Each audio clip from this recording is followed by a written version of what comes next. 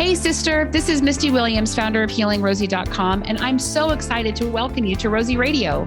Tune in to find clarity, direction, and hope for your healing. New episodes drop every Tuesday. We created this show to empower you to regain control of your life and feel like yourself again. Yes, sister, it is possible. I am super excited that my friend Mark England is with us today. We are going to dive into a topic that has to be on the minds of some of you because I hear these conversations in the Healing Rosie Facebook group about the reality that you find yourself in dealing with disease, sickness, caregiving, feeling like you know that you should reduce your stress, but how do you do that? You find yourself in family structures, in relationship, marriage maybe, where there's certain energies present that require certain things from you. You're in a situation where maybe you feel trapped, like you can't get out. You've got responsibilities in your life that feel very, very significant and important. Maybe you're dealing with a child who has some kind of disease or diagnosis that needs a lot of extra attention. Maybe you're dealing with aging parents who are sick, and the idea of you being able to reduce your stress in your current life situation doesn't feel so accessible. And I certainly have been through times in my life where I feel like I'm in a reality where the stress is so significant and I don't know how to get out of it. How do I shift things when this is what I know right now? How do I change dynamics that seem to be deeply ingrained in the relationships that I'm in? You know, what do I do? And I know this is the reality that we all encounter in some shape or form of, you know, whatever is existing in our world seems stressful. And how do we start changing how we're relating to things so that we're not under so much stress and duress all the time? I met Mark 5 years ago, 6 years ago, I don't know, a while ago, when I was working with Paleo FX, and 2017. In 2017, good memory, Mark. And he came in and talked about a program that he had built. We were all supposed to go through it. I think I had done 2 lessons in vocabulary at the time. And he got up and he started talking about why he developed this program and talked about how our words are magic. We are creating. And this language, of course, deeply resonated with me as someone who's been into personal development my entire life, and certainly consider myself a pretty empowered person. I was listening to what he was saying and I was resonating. I knew that what he was saying was true, but the way he explained how you can exercise so much power in your life by the way you talk was mesmerizing. I started to have an even more acute awareness of the words that I used and how I related to things that were happening to me or for me in my life. And overall, I've seen the magic in the way that he teaches all of us to be really powerful in the face of our circumstances and situations. I was talking to Mark before we started this interview today and reflecting on a time in my life when I've shared with you guys before, I went 144 hours without sleep and called a friend who has a deep toolkit and always seems to know what to do in crazy circumstances.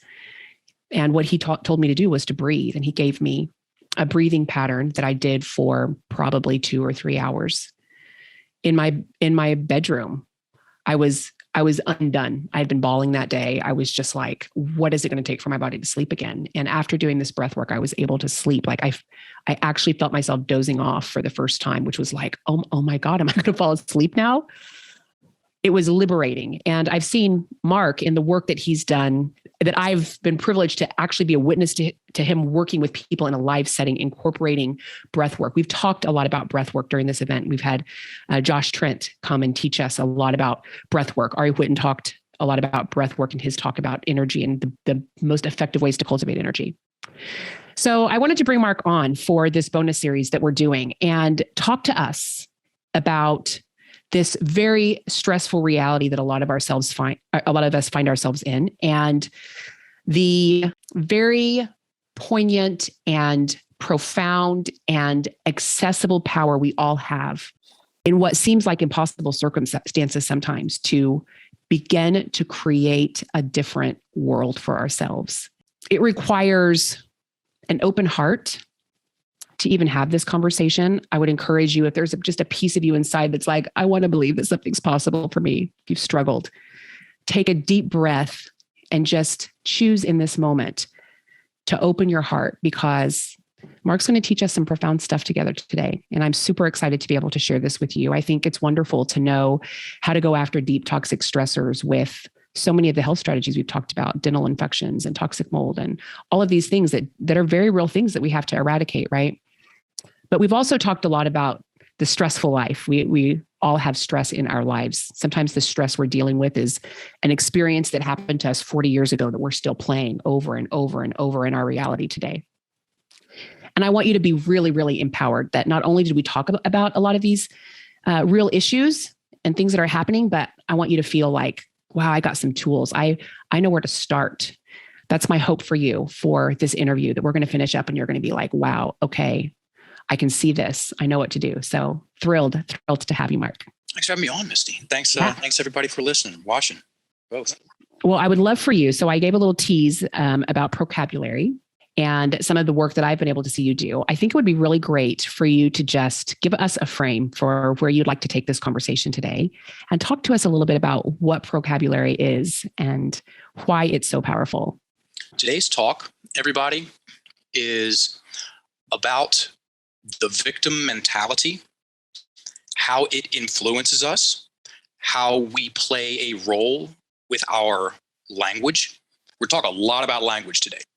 And when I say language, I'm meaning internal dialogue and external dialogue.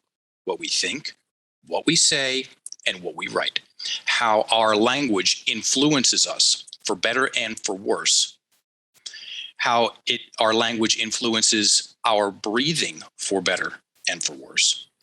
And how to make some easy, seemingly minor adjustments to our everyday, ordinary language and benefit greatly from it. Sound fun? I love it. Sounds so fun. Cool. Super fun. Shall we start at the beginning?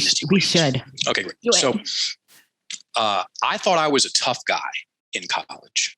I wrestled in high school. I got into jiu-jitsu my freshman year of college, and which led into Thai boxing and MMA. I competed in college. I won a couple of state kickboxing titles and decided to go to Thailand for a year in 2002. The plan was to stay over there for a year, come back and go pro. That's the exact opposite of what happened. So I go over to Thailand and I'd only had my passport for 2 years. This is a big deal, right? I move over there. It's a big deal. Everybody was excited for me. I was excited for me. And 6 months in, I'm on the operating table having my second knee surgery. Uh-oh. And I remember it like it was yesterday, Missy. The doctor said very clearly, your career as a fighter is over. You could become a very good swimmer. And at 26 years old, I'm imagining myself next to grandpa in the pool doing laps, not what I had in mind, not the top of the list. And I used that fail because I framed it as such. Moving over there, biggest opportunity of your life. Everybody's watching and you just screw this thing up, dude. I used that experience as the final piece of damning proof, the final piece of damning evidence that I really was not good enough. I was doomed to fail. There really is something wrong with you, dude. Because that was the secret behind the story that I was telling myself about myself. And I was using fighting to prove myself otherwise, right? So now that I had this final piece of evidence, case closed, you're a loser. Darkness descended. As in, I did not laugh for an entire year. And very likely I did not smile well for an entire year because I had entrenched such a deep victim mentality that enjoying my life was, I couldn't get there. Not even anywhere close. Let's define victim mentality for those that may have not have heard that phrase. Happily. So I'm going to take a little bit out of the middle. I'm going to say this twice. everybody. I'm going to recite the definition of the victim mentality twice. I'm going to take a little bit out of the middle, and this is the verbatim definition of victim mentality. First time I'm going to say it slow. Second time I'm going to say it regular speed, because I invite you all to write this down. Once people have written down, most people have never heard the definition of the victim mentality, much less written it down. And when you write it down, it helps make some very, in my personal and professional opinion, important things clear. So the definition of the victim mentality. The victim mentality is an acquired personality trait where a person tends to regard himself or herself as the victim of the negative actions of others, even in the absence of clear evidence. The victim mentality depends on a habitual thought process and attributions. Here it is a little faster. The victim mentality is an acquired personality trait. It's a tendency. It's an acquired personality trait where people tend to regard himself or herself as the victim of the negative actions of others, even in the absence of clear evidence. The victim mentality depends on a habitual thought process and attributions. That second sentence is right between the eyes, right where it belongs. The victim mentality depends, as in it has to have a habitual thought process. Habitual accurately implies duration and addiction. So after a year, let's back up. So if the victim mentality has a habitual thought process, also known as repetitive sentences and key words that it has to have in order to be created and sustained, then what are the habitual thought process? What are the sentences? What are the key words? Okay. After a year of not laughing, I finally got sick of myself, and I accurately identified, I was like, dude, are you going to be whining and complaining about this for the next 30 years? And I looked at myself as 55, 60. Are you going to be complaining about this? Are you going to be talking about your missed opportunities and the glory day, like when you're 60? If you do that, Mark, if you do that, you really are a loser. I said, I'll take anything but that. And I meant it. And right around that same time, can we talk about poops, by the way? Totally. Okay, great. Right around that, an enlightened poop changed my life.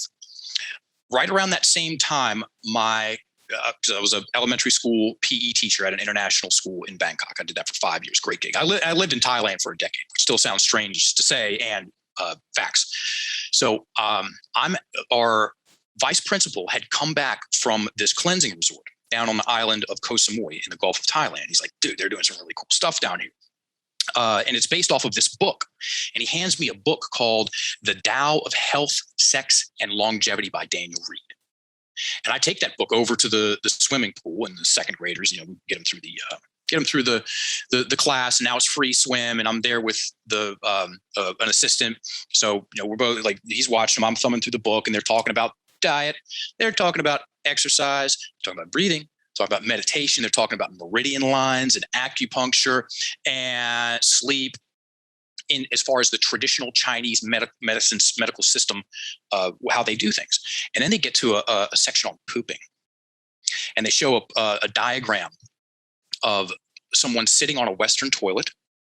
And then they show a diagram of someone squatting, and the person on the toilet, they're inside. It was like they were all compressed, and they like had some arrows pointing and talk about things and stuff like that. And then they showed the person who was squatting and how it aligned everything. And I was like, well, you know what? Guess what? I got to take a poop. So I go in the bathroom and I squat down, and I take a glorious doo-doo. I get up, feel completely empty. I take a breath like I haven't in so long, and I go, sold. He who feels it knows it. She who feels it knows it. So next block of time that we have for vacation, I go down there and I do a cleanse, and I like it. It's a way I could participate differently in my life. And as the old rocket science statement goes, do something different, get something different. And so I kept going back. My third trip down there, and we're still very much on the conversation about the victim mentality, okay, and the habitual thought processes that it has to have. My third trip down there was a gentleman by the name of Barry Musgrave doing a workshop on emotional detoxification. Mark, in all his wisdom, I snickered at the name. Like, emotional detox. I went, though. You know what he talked about? He talked about words, and he talked about stories, and he talked about identities, and he talked about breathing. And then he asked if anyone was struggling with a story. And this woman shot her hand up real quick. And it was a legit stinger of a breakup story. Here's the cliff notes. Her and by the way, she'd been hanging on to this thing for 4 years, hadn't dated anybody, still pissed. Her and her friends rented a house down at the beach for beach week. Her boyfriend's friends and they rented the house next door for beach week. Add alcohol, press play, you get drama. One night, her boyfriend hooked up with her best friend in front of everybody and then dumped her the next night in front of everybody. Everybody say ouch on 3. Yeah. And she told this story 3 times. First time through, he let her just go. She's angry and crying. Second time through, he starts making some adjustments in the rate of speech and some of the words, also known as creating clarity in space. And then that third time through, he stopped her at the Lord of the Rings sentence, the sentence that was holding the whole thing together, forcing her to take it personally, forcing her to make that victim villain mental imagery, keep her in that stress state. And that sentence was, and I invite all of you all to write this down. Here's the sentence. He did that to me. He did that to me. He had everybody say it 3 times. He did that to me. So everybody's staring at the same words, same configuration of words. You know what the definition of a spell is, by the way, Misty? Tell me. Webster's definition, not mine. Webster's definition of a spell, a word or a combination of words of great influence. That's it. So he had everybody looking at this same configuration of words, the same spell. He did that to me. And he said that last word, me, take that out. So everybody write that sentence down. Take your pen, also known as your magic wand. Scratch out the word me and put in himself.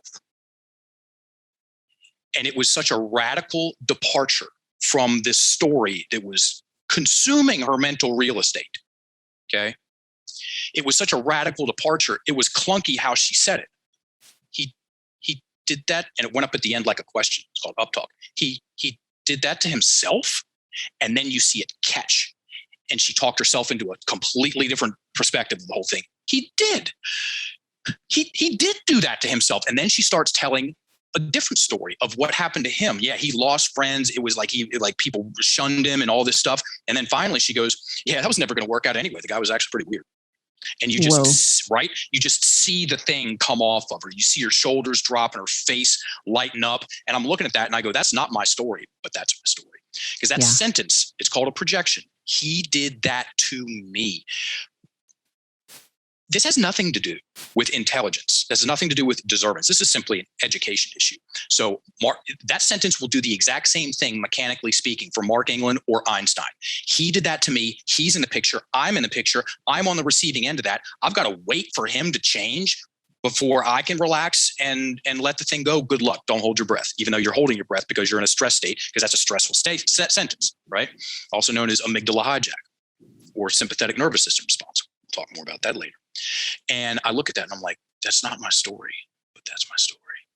And that was in 2003.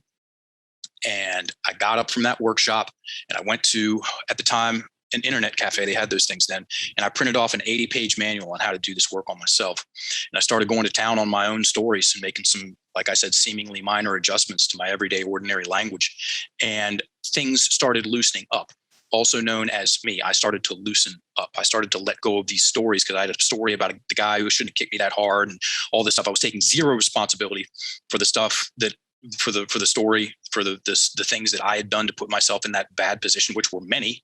Okay, but I couldn't get to those. Yeah, because I had the villain. Yeah, right. And in 2007, January 17th, 2007. So Thailand for 10 years, first 5 in Bangkok, teaching elementary school kids sports. Super great gig. Second 5, I went down to that same spa, and January 17th, 2007, I went down to that same spot and started working there as a counselor. And I've been doing that somewhere between full-time and overtime the whole time for the past 15 years. I have a business partner. I've had a business partner for the last 7.5. This is my 291st podcast or interview that I've done on the subject of how our language influences us for better and for worse. We have a certification company where we certify coaches on how to, and I deliver all the trainings. I'm the head coach of Enlifted. It's called Enlifted. What vocabulary has evolved into. We can talk about that later. And we certify coaches on how to dismantle their clients, including their own, because all our certs are equal parts personal and professional development, how to dismantle people's victim mentalities using their everyday ordinary language. Yeah. So, I'm having so many chills. I want to tell a story. Do it. It's just right along the lines of what you're saying. So I found the work of Byron Katie, who I'm sure you're familiar with. Loving What Is, she has a Judge Your Neighbor worksheet. And I had this experience with my father. I've been actually, if you would have asked me at 20, 25, 30, even, well, it started dissipating around 35, about my relationship with my dad, you would have heard all the stories about how challenging my relationship with him was, how controlling he was. You know, I had the typical, I'm not understood by my father. I remember talking to my best friend who is a therapist. Of course, I would have a friend that's a therapist that helps me process all this stuff. And one day she actually said to me about this dynamic that I was constantly engaged in with my dad. She's like, can you just not care? Can you just not care? And I remember I respect her. And there's a part of me that knows that what she's saying is right, but I was not capable of not caring. I couldn't experience him doing what he does and being unaffected by it. And that bothered me a little bit, but I didn't know what to do about it. So I found Byron Katie's work. I had this, I don't even remember the details of this fight that I had with my father. I just remember how I felt afterwards. I was angry. I was frustrated. I was sick and tired of dealing with this same crap from him over and over and over again. I remember getting home and I was consumed with rage and resentment and pain. And I didn't want to live in that space. We didn't live in the same town. So I was away from him, but I was still in the soup of, this is what it's always been like with my father. Brunswick stew. Chunky. Yes. So I got the Judge Your Neighbor worksheet out and started judging my dad, every terrible thing I could say. And Byron Katie has you do turnarounds on the language. So I went through several steps of the process, too much for us to get into now. But we got to this one part where I was working with the sentence, my dad tries to control me. My dad tries to control me. And she always asks, is it true? So you kind of do a little, is it true? And then you start doing turnarounds. The turnaround that got me was, I try to control my dad. Is it true? And it was like, in that moment, everything. Oh, blammy. Because I could see that I did try to control him. And that's why we fought, because we were both trying to control each other. And neither one of us, we're both strong people. Neither one of us was going to be controlled, right? But in that moment of like the thing I was projecting so hard, that mirror turned on me and I saw, holy crap, I'm doing the same thing. Like just everything melted away. And that one session, there was a lot of other stuff too, that you're working out, trying to unravel that spell, my relationship with my dad has been better ever since. I feel none of that with my father. So when you're describing the power of this work, like my goosebumps have goosebumps. I am so deeply resonating with what you're saying because I have profoundly, that's not the only story in my life. When you come across something like this, you just use it everywhere you can. But it radically changed one of my primary relationships, which is my relationship with my father, to be able to relate to him, to be able to sit in the space that Kim invited me to sit in, where I just didn't care.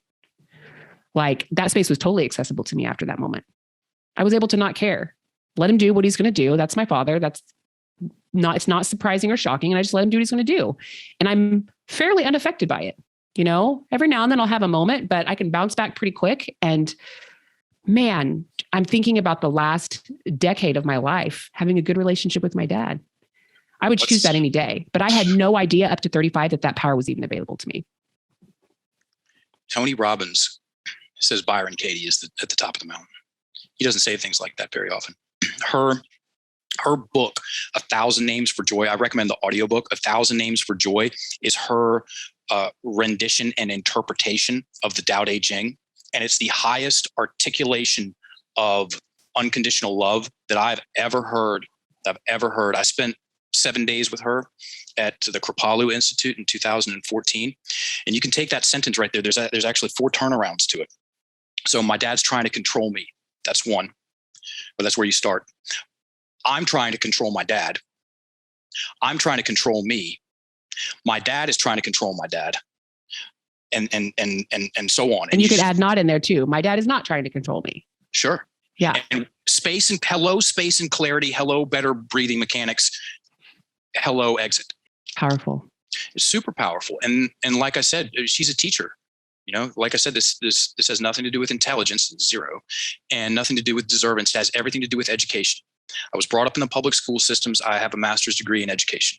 And on neither side of that fence did I have any courses, classes, or conversations on how to use my language to stay focused on the things that are important, to keep the drama down, to build myself up in my imagination, and to create the good feels in my body. Right. No, none of those conversations. It was all traditional, regular spelling, grammar, and definitions. There's a little bit more to it than that, folks. Please hear the sarcasm in my voice. There's a whole lot more to it than that. And it's easy to prove. It's easy to prove. You have a pen? I do. You got a piece of paper? I do. I am ready for this. You want to play a language game? Yes. Everybody play a language game with us. So I am a teacher to the core, right? And this language game, okay, I'm going to share a couple language games with you. I absolutely, you want to make Mark England even happier? Turn around if you like it, if you have an experience and you would like to share this with someone or a group of people or turn around and use this, okay? Because that's when, well, even more the magic happens. So this is called the one-word game, or this is a one-word game. Please write down this sentence, everybody. How can I ever get over this? How can I ever get over this? So you wrote it. Please make that statement, Misty. How can I ever get over this?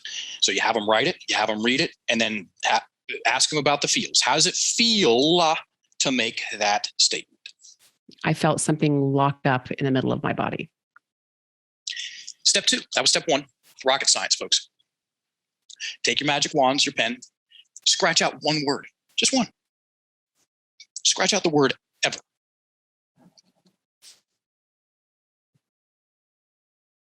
Now read it.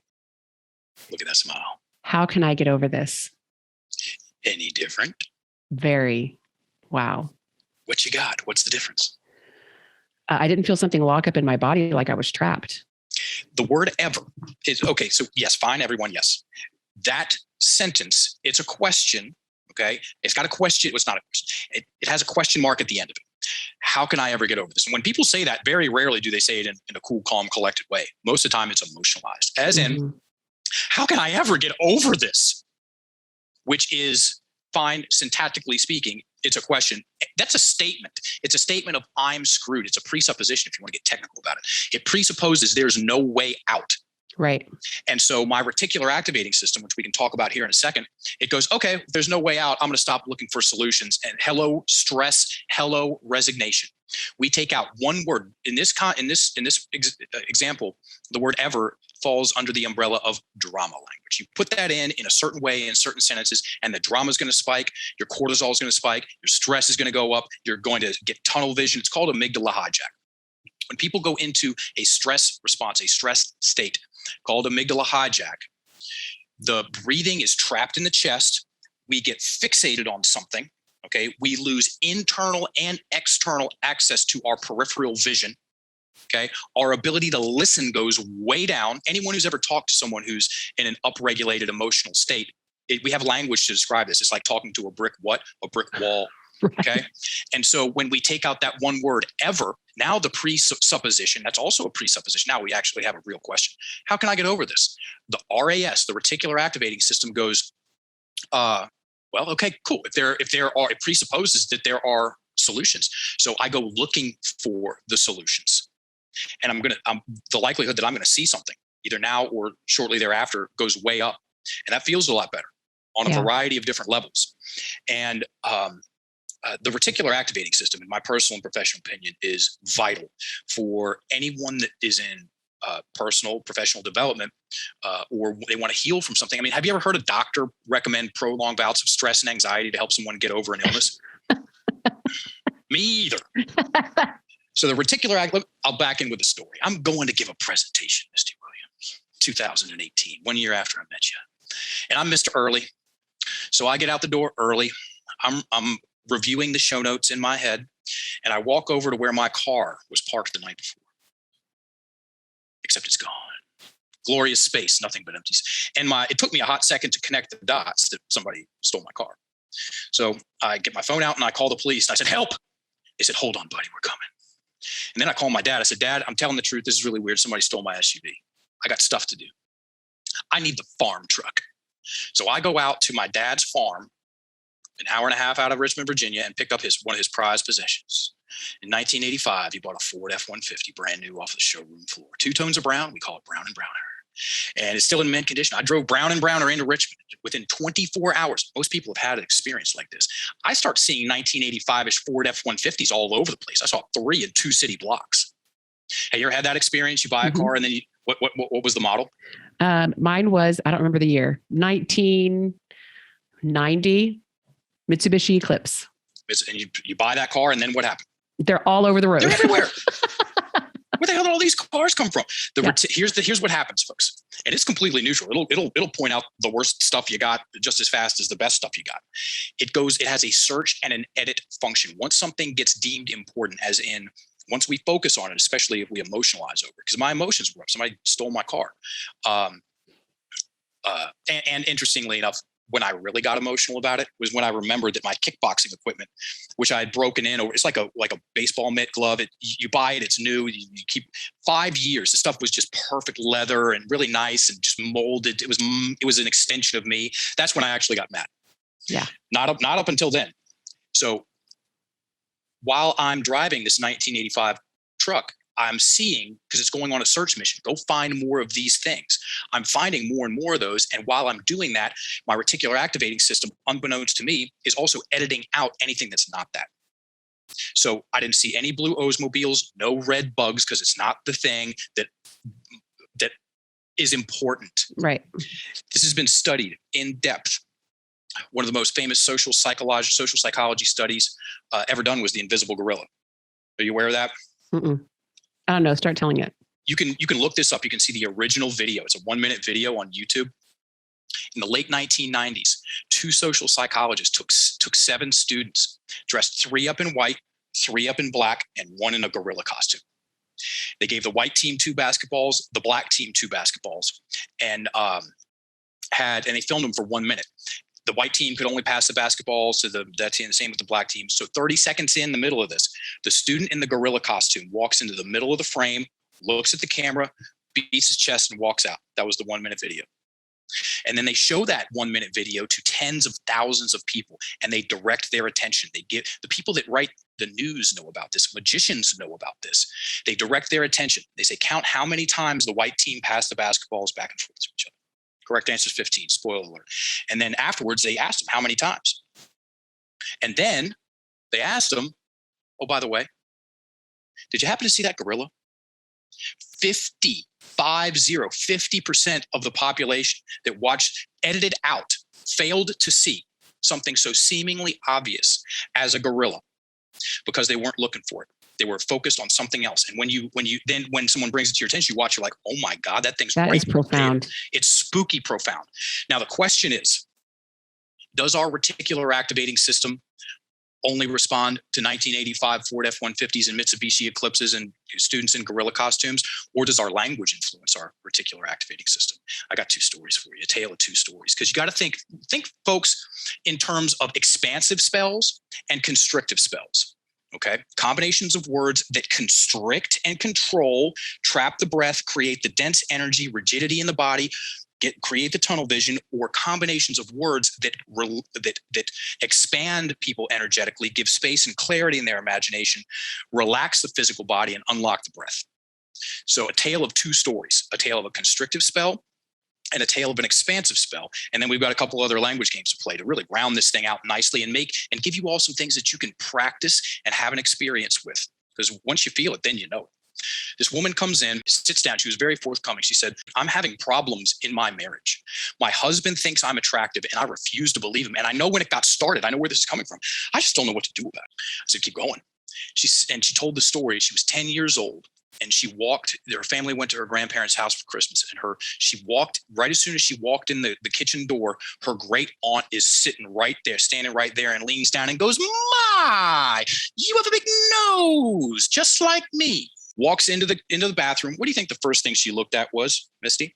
Her nose in the mirror. In her nose in the mirror, which is, of course, no bigger now physically than it was 5 seconds ago. But in her imagination, she's got a honker, means she's ugly. And the reticular activating system, very strong emotional reaction. The reticular activating system goes, okay, fine, cool, great. You're ugly. I'm going to go find all the other flaws and repeatedly point them out to you. And anything that is, it's called confirmation bias, anything that is contrary to this belief system of that you're ugly, I'm just going to knock it out of the way. Delete. Exactly. And you can see how this would work.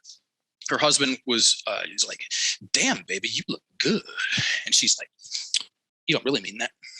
Think that's going to cause some problems? It's going to cause some problems." Can I drop an F-bomb, by the way? You can. Okay, cool. So, because it's part of the second story. So that's a constrictive spell. Here's an expansive spell. 2014, I'm giving a presentation in South Carolina. There's at a festival, a guy's setting up a booth right next to me. He hears the whole thing. He comes up afterwards and he says, "Man, that was really cool. I loved all of it. You want to hear a story about this exact thing?" I'm like, "Yeah, sure, of course." And I forget the guy's name. We'll call him Dave. And he said, "My grandfather took me out in the backyard when I was 11 years old. And he said, 'Little Davy, life's wild. There's ups and downs, twists and turns, and zigs and zags. And you're going to get some things right, and you're going to get some things wrong. Just always remember to err on the side of being a badass motherfucker.'" And he said, my whole life changed in an instant. He said, I looked up things, or looking up. He said, I saw myself in my imagination as capable and confident, and my energy just got bigger. And he said, I get things wrong. I get things right. I go after what I want, though. And you know what? I like being me. And I thought to myself, that's it right there. There's another. Chalk it up to the thousands of great examples of how our language powerfully influences us for better and for worse, unbeknownst to us. Because the way that most people's language is working against them, Misty, and they don't even know it. Most people's language, due to a lack of education about it, tricks them into being innocent bystanders in their life. It tricks them to being spectators in the stands, when in reality, we are absolutely participating in our identity. So Webster's definition of identity is the fact of being who or what a person is. Okay. I easily dispelled this on stage at our TEDx talk with the question, raise your hand if you see yourself differently now than you did when you were 5. It's such a ridiculous question. Everybody laughs. Okay. So our identity is not factual. I'm not good enough is not on the periodic table of elements. Okay. Nothing ever works out for me is not a unit of measurement. Those are belief systems, which is a overly important word for an opinion or an idea.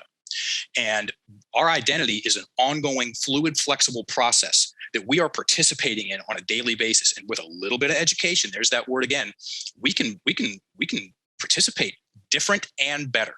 Wow. Rants. I go on rants. I go on tangents. I'm famous for them. Yeah. So powerful. I'm passionate about this stuff because I know what it did for me. It got me out of, there's one of my favorite quotes is that every man or every woman is eventually responsible for their own face. And I was bitter. I was a bitter person. And I was on my way to seething. And bitter shows up on people's faces. Okay. Bitter shows up on people's face. Everyone is better looking when they're breathing well and smiling more and laughing. Okay. File that also under rocket science.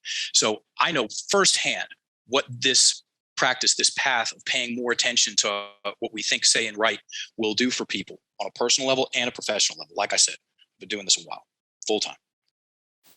I'm thinking about this idea of creation. And through my journey and the unfolding, I told you a story about my father, but I have lots of stories of, poignant moments that like shifted my reality and helped me to see that things weren't happening to me, that I wasn't a victim, that I wasn't at the effect of what other people thought or said or wanted for my life. And moving into 40, I'm 46 now. I started actively accepting that I am creating in every moment. And in 2016, I've shared a little bit during this event about this massive incineration of my business that happened because I was cycling through burnout, and I would rise from the ashes and I would burn out again. And I realized that the reason why I was experiencing so much burnout in my life was because I didn't understand this dance between the energetics of accountable energy and supportive energy. I was living my life where all the energy went out. I was accountable for everything. I was supportive of everything and everyone. And I didn't know how to welcome that energy into my life. And I started attempting to create new relationships, and it didn't go well. Or to create different relationships with the people in my life. And that didn't go well. Lost a lot of relationships in my life during that period because I realized that my way of being was crushing my soul. And I decided on the other end of this like incineration, feeling like I was losing everything. I remember calling a friend and telling her, everything is falling apart. Everything is just falling apart. And she said, Misty, everything is falling together. And something inside of me like leapt, like I caught my breath. I wanted that possibility to be true. Like, could that really be true? I need that to be true. And I've marched on from the way I was being in the world into a way of being in the world that today is much more supportive and life-giving. And when I met my partner, Roderick, 4 years ago, I asked him, what do you want to create? Because at that time in my life, I'd lived enough life to know that we're creating in every moment. We're either playing tapes and running patterns that have created the bondage, the out of control, the victim, unhappy, unfulfilled, misunderstood life, or we create something different.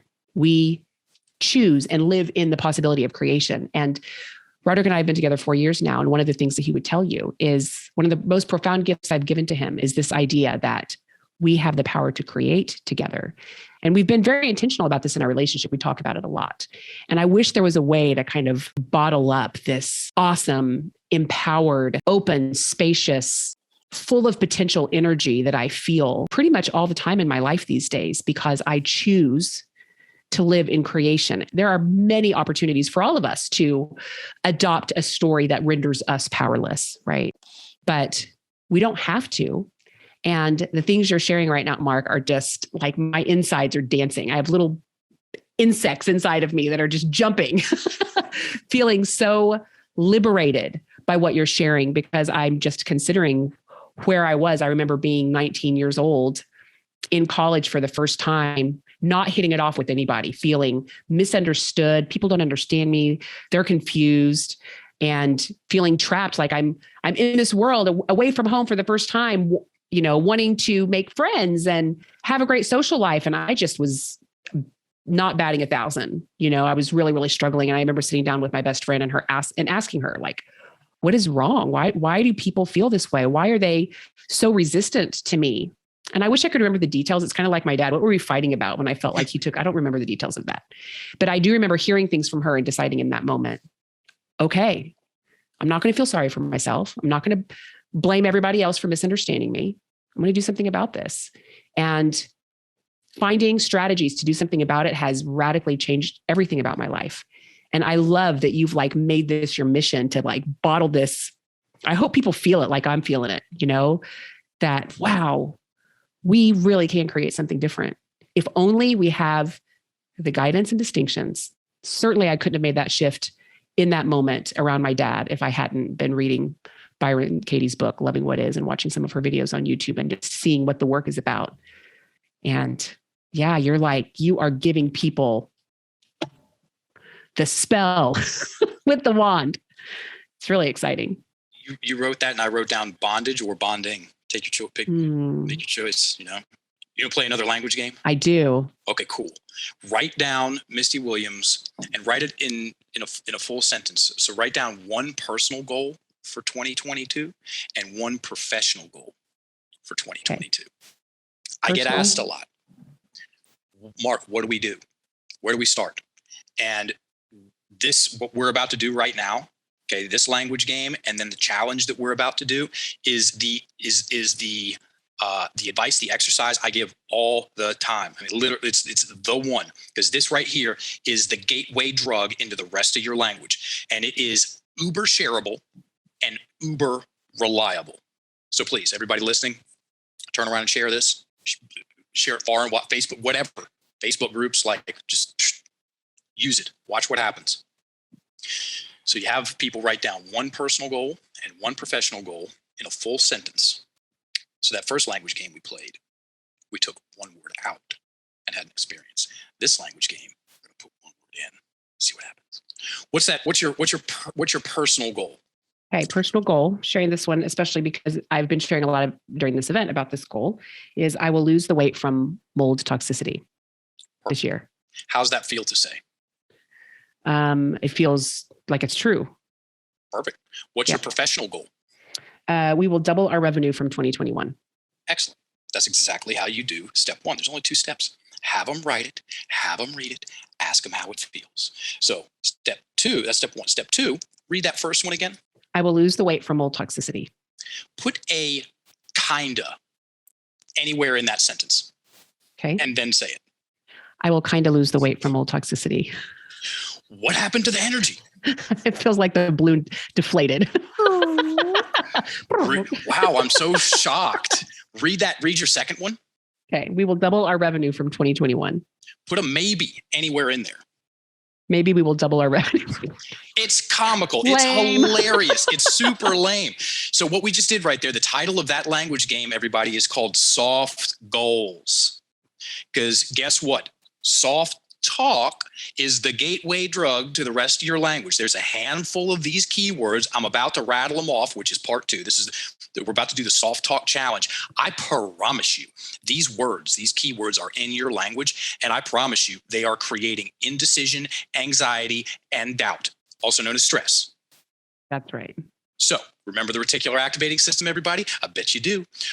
Everybody get a pen and a clean sheet of paper. You already got your pen, clean sheet of paper. I'm going to rattle off the handful of soft talk keywords, and I want you to write them out 5 times larger than you normally write. The reticular activating system is going to go, hey, why are we writing these words out 5 times larger than we normally write? And then it's going to go, guess what? Doesn't matter. Just pay more attention to them. So here's the first one. Guess, maybe, kind of, sort of, almost like. It's almost like I'm procrastinating. Possibly, probably. I'm probably drinking too much coffee. Take out the probably. You know you are. Could, think, hopefully, and try. Here's one of my marking promises for you, everybody. It'll take you about 3 months. So what you want to do is you want to take that sheet of paper, same instructions. If you want to turn around and share this with people, do exactly what we did. Take that sheet of paper and go tape it up on your bathroom mirror where you're going to see it at least once a day. What that's going to do, everything starts with raising the awareness. It's going to raise your awareness about these keywords, and you're going to start seeing them. You're going to start hearing them in your thoughts, in your speech. You're going to see them in your texts and emails. You're going to hear them in other people's language. And once that happens, then you just take it out. You take out the guess. I guess I could improve my diet. No. Take out. I could improve my diet. Take out the could, put in can. I can improve my diet. It's the art and science of talking yourself into stuff. And you're going to have a feel. You're going to have an experience with the feels. And you're going to go, that Mark England guy was serious. Yes, I'm very serious and I'm very sincere. And here's the promise. It'll take you about 3 months. If you cut your soft talk usage by 50%, you will double your confidence. And you, with double your confidence, with double the confidence, that's a more powerful, that's a more potent, that's a more fun, consistent, happier version of you. Abracadabra. That's awesome. I love it. I actually find myself recognizing soft talk and pointing it out and people close to me. How often do you recognize soft talk? Misty and I, she knows this because she's done a great job of leading this conversation and giving me pitches and letting me swing and hit all that. And she knows this game. She knows this game very well. How often do you hear soft talk in people's language? Oh, all the time. Oh my Lord. It's the taking, especially with women, taking the edge off of like not feeling comfortable speaking with certainty, right? So we add in the, I guess, the kind of, yeah. We do it a lot. Yep. The feedback there is that, well, I don't want to come across as a BITC. Right. Okay. And the antidote to that is to breathe better while you're speaking. Because here's the trick, folks. If you are comfortable, also known as if you're relaxed with what you're saying, other people are going to be relaxed with what you're saying. Okay. And as you become more confident and comfortable speaking in a more solid way, some of the time, because there's a progression there, other people will receive it well as well. And then you add more of a smile to your face when you're speaking, and you will like that version of you better. Mm-hmm. I feel extremely confident saying that. One of the things that I watched you do at Paleo Effects one year, people were coming up to your booth and you were working with them one-on-one on, what is the desire? What is the goal? And you were helping them to basically find their footing, to be with that powerfully. And you would add in the breath. And we kind of touched on this a little bit at the beginning of the conversation. I think this would be a great place to wrap things up, because when you would have people make the adjustments to their stated desire, and then breathe, and then say again what that desire was, it was like their faces, it was almost like they became a different person. And that was the first time as a witness to a process that I really, really got the correlation between breathing and the breath and the actualizing of that which you really want to create. So I find myself even now in my life, like I'll feel the tightening in the chest and immediately I'm like, just moving that energy, So I'd love for you to just kind of give us a little insight into why it's so powerful and how we can really use breath to kind of put a little gasoline on this whole experience. This, ladies and gentlemen, is known as supercharging your affirmations, and it is the missing link for your affirmation practice. So very few people, we'll go with the same metric for goals. 3%, only 3% of the population has any goals, anything written down about what they would like to do. Okay. That means 97% of the population doesn't even have a draft to hand in. Let's take that same metric and move it over to affirmations, which, if you look at it this way, affirmations are goals for your mindset. These are statements that you want to believe more strongly in. Okay. And so people that have an affirmation practice, I've given more workshops than I can count on just supercharging your affirmations. So most people, a vast majority of people that have an affirmation practice, okay, they write it and they read it, okay, and then they repeat it. I'm getting healthier. I'm getting healthier. I'm getting healthier. Things are working out for me. Things are working out for me. I can lose the weight. I can heal from this. Whatever it is, okay? What you want to do is to get a breath, a big breath in, full breath out in between each of those affirmations. You can take one affirmation and rep it with breath 10 times, because look at where the breath is when I machine gun it. I can heal from this. I can heal from this. I can heal from this. I can heal from this. This is, my breath is up here. It's simply a mental exercise. When you add in the breath, I can heal. Let's do this. Let's do 3 of these, Misty. I can heal from this. Say it with me. I can heal from this. Everybody follow along. Say it out loud. I can heal from this. Mm-hmm. 2 more. Let's do it. We're here. I can heal from this.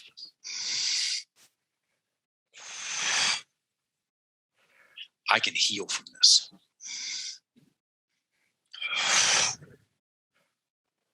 When you add in a breath in between each statement, you bring the rest of the totality of you into the conversation. And it's 3 different ways of describing the same thing. When you add in the breath, you are socializing the idea. You are embodying the concept. You are taking it to heart. And when you do that, so let's say you have a list of affirmations. Let's say you have 10. Some of those you're going to get to matter of fact as far as the feels is concerned faster than others. And what you want to do is you want to rep the affirmations with breath until a specific affirmation, you feel good with it. It's a matter of fact. Our matters of fact become facts of matter. And once you do that, you just take it off the list and you keep repping with breath the affirmations and watch what happens. Watch what happens. I felt like this surge of my own power when I was breathing as we were doing that. Like this, there was like my being. I am up here a lot, but man, the breath just really lights it up. Yeah. We're known as the language people, Misty. We might as well be known as the language and the breathing people. And gun to head, it's about the breath. Fine. Yeah. Yes. I teach people about the power of their language, how to use it better. And there's a lot of great things to happen from it. And I am most interested in helping people unlock their breathing, because when your breath unlocks and descends down into your abdomen, also known as low and slow breathing, also known as parasympathetic breathing, also known as rest and digest, also known as feed and breed, all the things that you want are going to happen much more likely by residing in that space. We are designed, physiologically speaking, to be healthy and to thrive in parasympathetic nervous system response most of the time. And most people's breathing is trapped in their chest. And a very large part of that, of why that is because of the hoarding of stories, as in people do not write things down and out. Okay. Stories kept in the head about the thing that happened way back then. Even if the pen feels like it weighs 1,000 pounds, and sometimes it will, write out the story, the facts and the details. Do not write about how you feel about it now. Write out the facts and the details. The devil is in the details. The devil in this case is known as the emotion and the belief system, the idea, the opinion that you made back then about you and the world. It's in the details. Write the story out. Read it with a breath in between at the end of each punctuation, and you will downregulate yourself in context to that thing. Okay. And then the way that people use their everyday ordinary language, those two things. So the stories that we hoard and the way we use our language throughout the day, that is a large majority of why most people's breath is trapped in the chest, and you can totally do something about that. That's amazing. All right. Well, we could go on, but we should wrap it up. I would love for you, Mark, to tell everyone, if they're interested in learning more about you and your work, where can they find you online? We have a podcast, Misty. We started it 10 weeks ago, and within the first 3 weeks, we cracked the top 3% of podcasts on the planet because people, it was word of mouth. It's for coaches. It's also, and there's a lot of people that listen because they want to get better. So it's all about coaching with the language and the words. And then, fine, we speak to coaches, and the conversation is very parallel. Get Enlifted podcast. Okay. And then if anyone wants to know about the certification, the Enlifted certifications that we run, go to enlifted.me. It's a gorgeous website. You'll see people that you recognize on there, very likely, especially if you're in Austin. The first testimonial we got is from John Wolf. Shout out to On It. By the way, Misty Williams, we're coming to Austin, Texas in September. We're giving a presentation at On It on the 18th of September. I'd love to have you there as my guest. I love it. Oh, yes, definitely. I'll put it on my calendar. All righty. Well, thank you so much, Mark. This is amazing. You're welcome so much. Thanks for listening, everybody. Yeah, I appreciate it. We'll see you guys soon.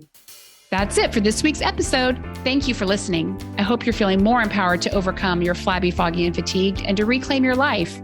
If you haven't subscribed yet, don't forget to hit that subscribe button right now so you don't miss any of our episodes. We have some awesome shows coming right up. I love reading your reviews and comments too. They inspire me and encourage other Rosies to hang out with us and learn all these amazing strategies for healing and living our best lives. Till next time, sister. Bye.